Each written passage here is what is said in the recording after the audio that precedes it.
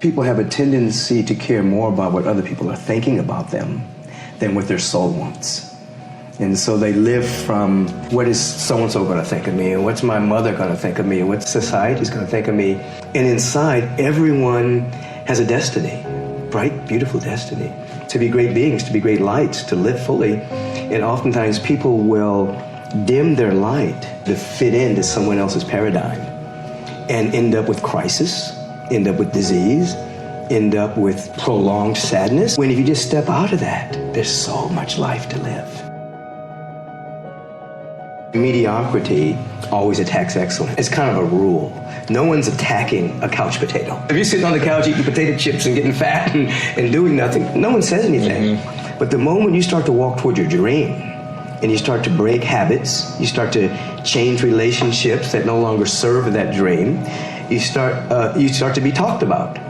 Now, many people are afraid of failure, which really means that they're afraid of being ridiculed. Mm-hmm. But once you become aware that you're going to be ridiculed if you fail and you're going to be talked about if you succeed, then you can be able to put that aside. If you go for it and you fall, oh, he went for it and he didn't make it.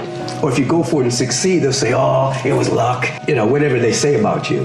So once you get out of your mind or become aware that people are going to talk about you either way, then you go for it. And at the end of the day, you are different because you went for it. That you going for it actually brings out latent powers and gifts and talents within you that can't come to bloom unless you go for it. So then when you reach your next mountaintop, and mountaintops are endless, when you reach your next peak, who's with you are the people that are supposed to be with you or could be with you based on what you have become.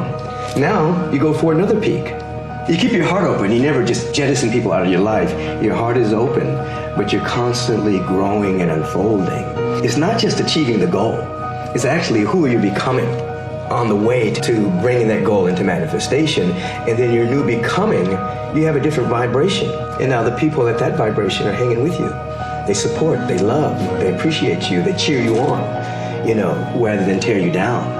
If you're living in a paradigm of scarcity and lack, you tear people down. If you're living in a paradigm of abundance and opulence, there's enough for everybody, you cheer people on. So your success makes me happy. I'm not in the paradigm of thinking that because you succeed, there's less for me. I'm in the paradigm of thinking if you succeed, it's a shining example. What he did is possible. Some people's mission is to teach, heal, inspire, uplift, to create some level of art that's going to inspire. And we all have different missions, but every mission carries that larger purpose. How is my life reflecting the entire cosmos? Because I believe all of us have the entirety of the cosmos in us, and we're here to discover it. People grow into their purpose two ways: crisis or insight. Because sometimes when your back is against the wall, you're in a crisis, then you begin to ask different kind of questions. Why am I here? Why do I keep doing the same thing over and over? And then you start to open up that there's something bigger that has your name on it, that's calling you. And sometimes people grow through it, they have an insight, they get inspired. Something happens and they're able to see, wow, my life is more than what I thought it was. Your pain pushes you until your vision pulls you. We're actually pushed by pain until we're pulled by a larger vision. First of all, you have to break the practices, the habits of mediocrity, just living a life in which I'm protecting myself. Why me? What's wrong? Who's to blame? Those questions keep you very narrowly focused. Everybody's looking for a scapegoat. It's his fault.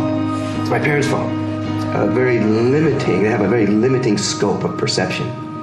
But if you begin to ask an empowering question, how can I share? What's trying to emerge in my life? Mm-hmm. What gift do I have to give? How can I cultivate that gift? And we move into practices in which we ask ourselves, how can I give today? It is your responsibility alone to discover what you're passionate about and pursue it relentlessly. So what is it? What are you passionate about? Comment down below and let us know.